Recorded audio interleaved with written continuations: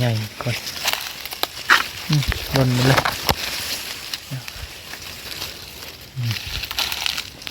โอ้หมดไหวลี่นี่โอ้ไม่แซ่บไม่หอมนะตัวนี้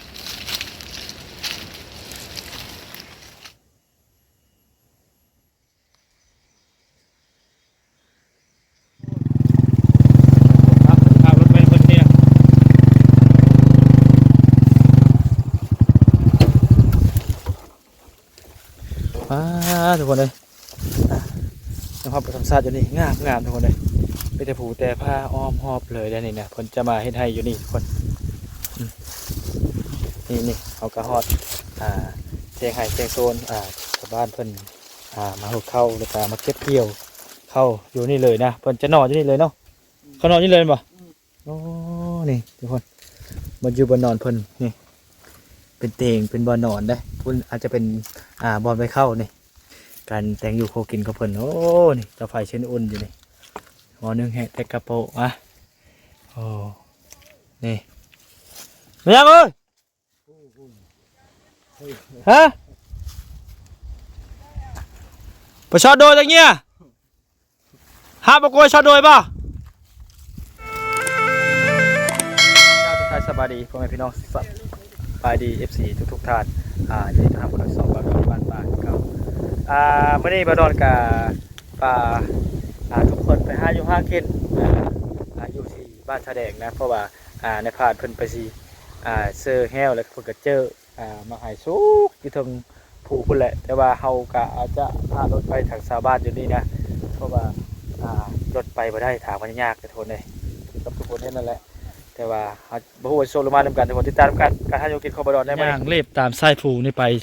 รายการชมทิวทัศน์ธรรมชาติสดๆงดงามที่เพิ่นเฮ็ดให้เฮ็ดโซนนะทุกคนเด้เพราะว่าเขาจะยากตีนี่เพราะว่ารถไปบ่ได้มันจะยากทางนี้ก็จะเป็นทางสั้นผูได้โอ้หอบวิวงามเลยทุกคนเลยวิวงามเพราะว่าในการไปนี่แกแต่บอลเขาพากรถไว้นี่แกเขาจะย่างไปนี่แกได้อยู่ชั่วโมงหนึ่งและบอลกาจะได้เก็บภาพบรรยากาศตามชายทางที่บอลไปแล้วก็ให้ทุกคนได้เห็นได้เบิ่งนำกันว่าธรรมชาติอยู่ในเขตที่บอลอยู่นี่ยอมรับว่าสวยงามทุกคนให้ทุกคนเพราะว่าได้ยามนี่กะเพิ่นกะเป็นระยามหนึ่งที่เพิ่นกำลังเก็บเกี่ยวเขาให้ตามฤดูกาลนะอันนี้ก็จะเป็นชายทางหนึ่งทุกคนย่างเลยไปตามให้พูดกับเข้านะทุกคนผมกำลังกินข้าวเป่าชิ้นเลิงๆนะไก่ยอมรับว่าไก่เพิ่นมาให้ไทยแต่ว่าย่างรับเท่านี้บ่รับไปนี่แต่เขาจะย่างลัดข้ามผูตัวนี้ไปนะทุกคนเลยอยู่นี่กับเจ้าเนื่องอีกนี่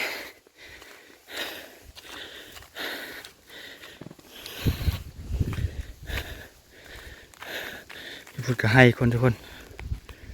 วันนี้ก็เข้าให้ที่สะบ้านเพิ่นเก็บเกี่ยวแล้วนะอย่างอีกภาคส่วนหนึ่งที่ยังเก็บเกี่ยวมาทันแล้วพุ่นกะเป็นเข้าของชาวบ้านทุกคนเลยจุดทางหน้าพุ่นกะเป็นบ้านตะก็บ้านน้ำโทนนะตะก็บ้านน้ำโทนเพราะว่าเขตชายแดนบ้านน้ำโทนกับชายแดนนะครับติดจอดกันนะทุกคนเขาจะเลยเห็นเลยเพราะว่าอยู่ในเขตนี้นะจะมีภูผาอ้อมหอบไม่แต่ภูแต่พาได้แต่งามไปด้วยธรรมชาติ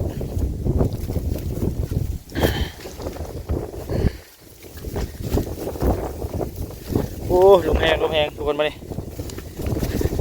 นะครับเลยลมแห้งเลย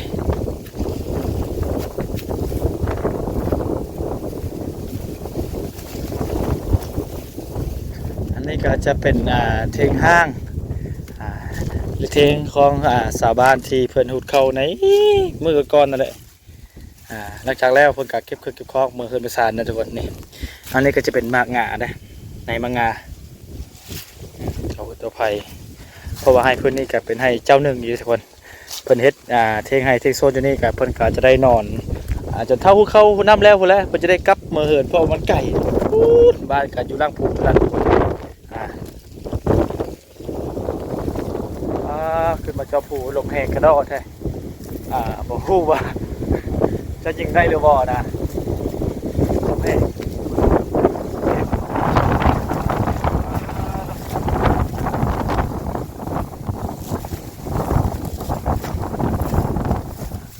บ่าวมอง3 คน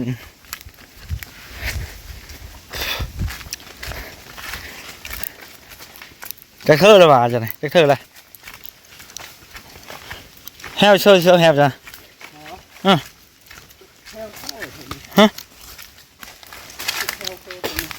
แฮวไปแฮวมันโอ้มันเป็นเสือเนาะท่านก็มีบ่ท่านฮะท่านก็มีบ่เนี่ยท่านโม่ลาย อยากจะโผล่ใกล้เลยบ่ใกล้เติบเนาะยังมาตะครึ่งในภูขอเดี๋ยวนึงก่อนเนาะทำให้เอาแห้งก่อนใส่เข้ามาจะได้นี่อ๋อหมดแล้วเลย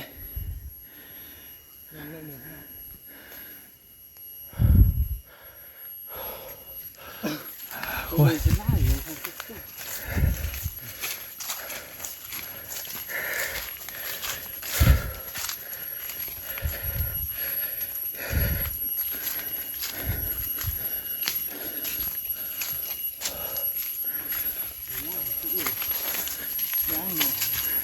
ฮะล้างเห็นหมด โอ้หมายหมดแล้วทุกคนเลย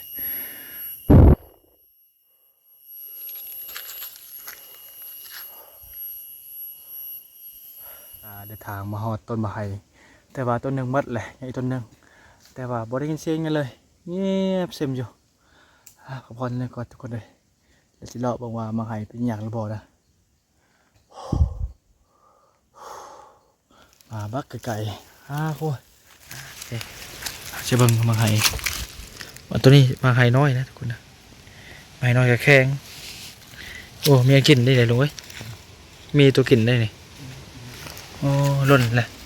ตัวซุกเลยตัวนี้แบบมะไฮน้อยมะไฮอามีซุกมันจะแข็งอยู่ทุกคนเลยแต่ว่ายังเพิ่นยังเข้ามากินเลยนี่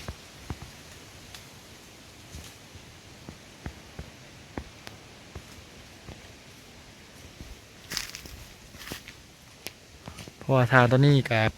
ลงฮอตเซ่พุ่นเลยเซบังเฮมพุ่นเลยเส้นทางสายนี้กัน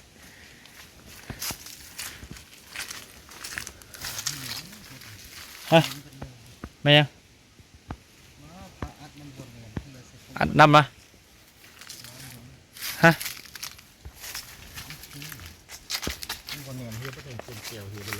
เกี่ยวนี่ฮะก็ตัวใส่กับเอาเลอเนี่ยนี่ตัวเลิศเนี่ย บ่แล้วบ้องเลือดเมี่ยงดีอันนั้น เขาว่าขึ้นเยอะเกินเบอร์เลยเกินเบอร์เลยไม่ได้พาอัดเนาะ บ้องเลือดเมี่ยง บอกรถเยอะ นี่ได้พามันเถื่อมันแน่นแล้วน่ะหดบนห่างจะแบบตกลงมาเถื่อ เข้าไว้ดีเข้าในใดนั่นได้หมดในลายลงไว้ปัจจุบันนอนเขากะจะรุ่นทำกันในมือแรกอีกเพราะว่าตอนนี้กะยังบ่เห็นยังเข้าเข็นเลย ให้เลยด่ามันว่ามีมันซ้ำ เบิ่งมือแรงก่อนไปเบิ่งมาให้ตัวนั้นก่อนรอบันทึกก่อนเด้อว่าสุกหรือยังตัวนี้เราหมดเลยโอ้ยยังยุ่มให้ตัวนี้มาให้ใหญ่เด้มันจะอยู่ในต้นนี้ทุกคนยังบ่ฮะ ยังเลยมึงหมด มันแหละมันร้อนหรือเปล่า ยังเลยมึงยังแบบนี้ อย่าทำมากเนาะ เลยสมัยนี้ยังได้งาบึง โอ้มาใหญ่ก่อนร้อนเลย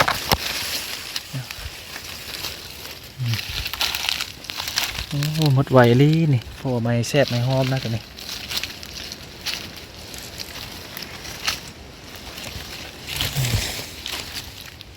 นี่ไม่ต้องกินก็หอมขึ้นเดิมเปรี้ยว คักลึกเรียให้นะ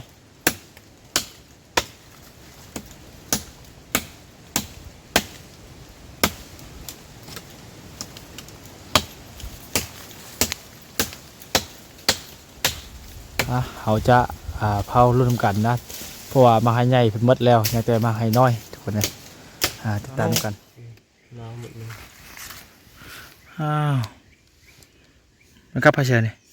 กับมัน เสือปลาอะไรเนาะ ฮ่าทีนี้ เสือปลาเลย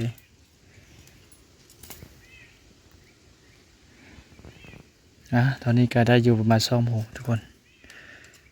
ก็ยังไม่ได้เข้ากินอยู่นี่ที่ขาดบ่ไรคือเหล้าบองฟวนเยิงดีต่อสุขภาพแล้วก็เฮ็ดให้ตัวเบาในการขึ้นภูลงภูนี่ตะขาดบ่ได้เลยบ่มาให้ตัวนี้เพิ่นหมดซะมาให้ตัวนี้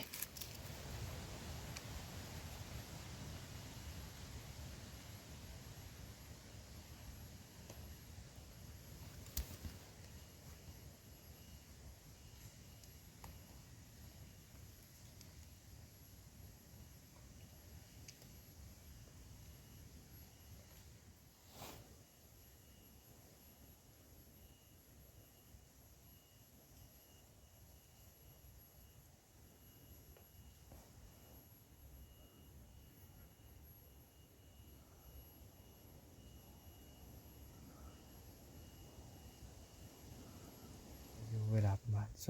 2 โมงนะทุกคนนะรายการยังเข้ากินเลยติดตามกันได้ทุกคนเลย2 คนเผาอยู่นี่เดินเผาเพื่อนเผาอยู่พุ่น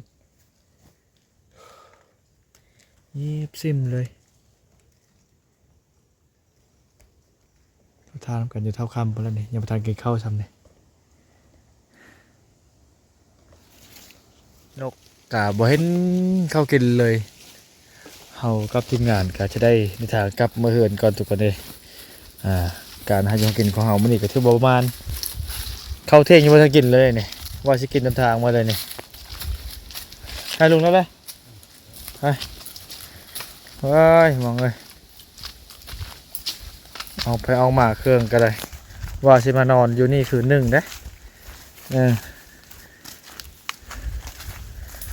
ว่ากันเอาไปผ่าพุ่นเนาะคอยลงเด้อขึ้นก็ยากลงก็ยากโอ้จับไม่จับเตาะลงเลยก็มาก็ใส่ที่ โอ้ก็เอ้ยไปยีสไลด์ครับไปตามเนี่ยนะโอ้เกือบเลยนะเกือบรอนี่เอี้ยนด้วยเกือบรอนี่ไปผ่านบ่ไปผ่านนะไก่เพี้ยโอ้บงดูไก่ถึงแห้วบ่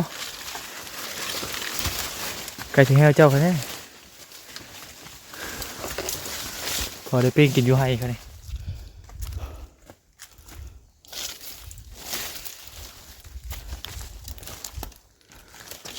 คน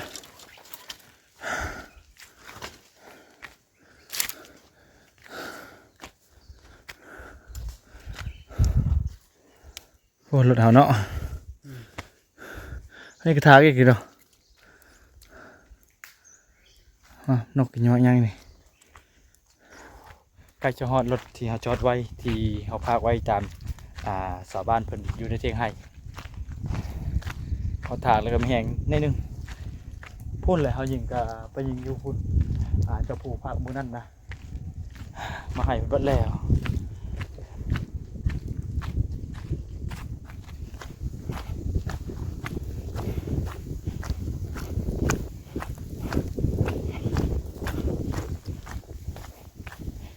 โอ้สาวบ้านเพิ่นหุดเขาให้อยู่พูดให้ทุกคนเพิ่นหุดเขาให้อยู่ถึงพุ่นเลย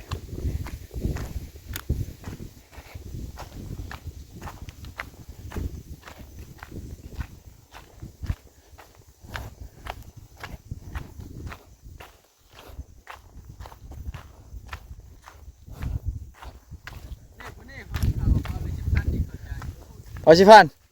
ขอโทษน้ำจ้ะขอเธอเลย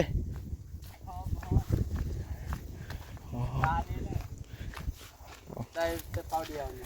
บริษัทครับเมาคนเข้าคนโดยคนมาได้ใช่บ่เข้าในคนมาได้ใช่เขาเนี่ยแบกแต่ล่มตอนแต่เขาพูดพุ่นบ่ขึ้นมาเทิงนี้เป่าเท่าได้จังเขาให้ฮะยังพูดจักบ่แบกซื้อโอ้เป่าหนึ่งทดได้จักโลจังวันนี่บ้าตัวโอ้เขามากๆนี่กล้าใช้จักโลจะกล้าใช่ไหมเข้าในเป่านี่นะประมาณจักโล4 โลมาช่างต่างมาแล้วทำแล้วคอยว่าได้อยู่30 ปลายโลนี่เข้าสอบนี่นะแบกแต่บอลเขาหูดขึ้นมา5 เทงนี่กาสอบ10,000 กีบได้แบกไว้นี่แหละกับไปกองไว้นั่นบ่ น่ะคุณน่ะ ตาหายนี่ ในเข้าผลเข้าทงนี่เข้าผลนิด เจ้านึกตาหากอีกเนาะอ๋อ เป็นบ้านมั้ง ปั้นเธอเบิ่งกันเจ้ามาหน้ามื้อปอนนี่อ๋อไม่คนนี่มื้อไงสิเป่าแต่ปืนเตอไหนนี่ฮะจักเป่าแต่ลมขึ้นมาถึงนี่มื้อหนึงอะ ได้สิบ เราสิเป่าเนาะโอ้เก่ง10 สอบทุกคน10 เป่าคนขึ้นมาแต่ลมที่เฮาเห็นเขาหูดเขาอยู่ลมไปเลยเฮาก็สิเลิกเอาน้ำมาสิเลิกปั่นเขานี่ก็จะไปตักน้ำไปมากินข้าวเฮา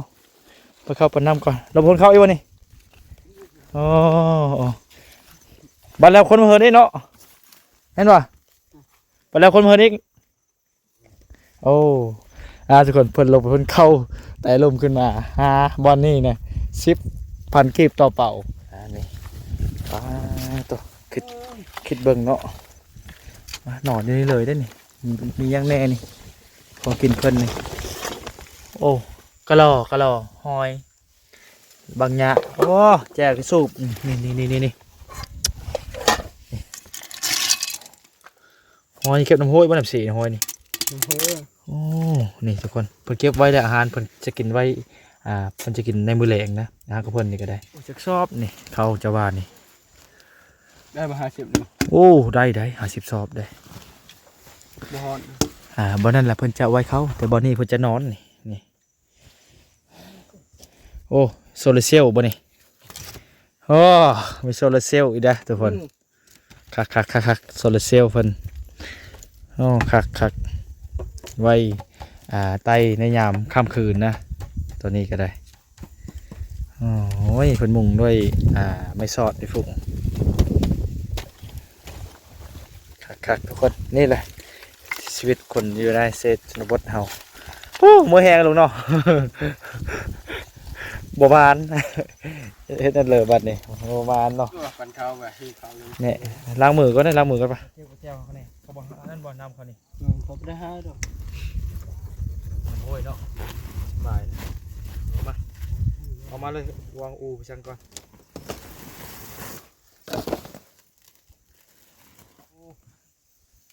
คนแห้งรีดหาอยู่หัว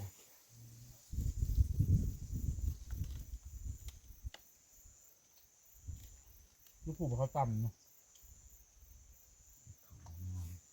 อายุเขาไม่ล้ม ว่าละบุญญาติเอานะกลัวละได้คนเขามันเข้าทำนี่สินี่โอ้ยจะล้มเฮ้ย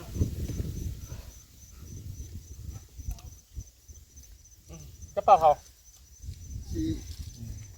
ครับเอ็นเลือดจบไปละนี่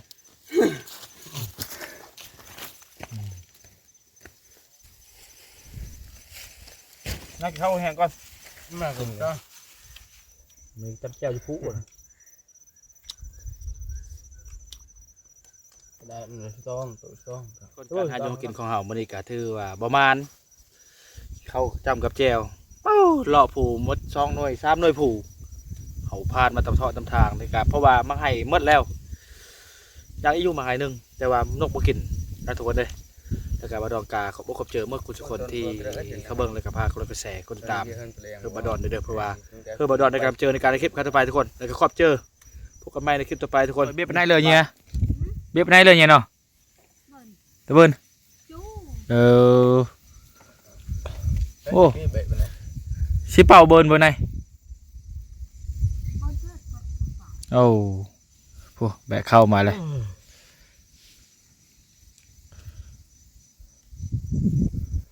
ป้าต่อแบกมาถึงเทิงผูพุ่นแบกมาแล้วกองไว้อยู่นี่ในการนอนเผาอยู่นี่ไร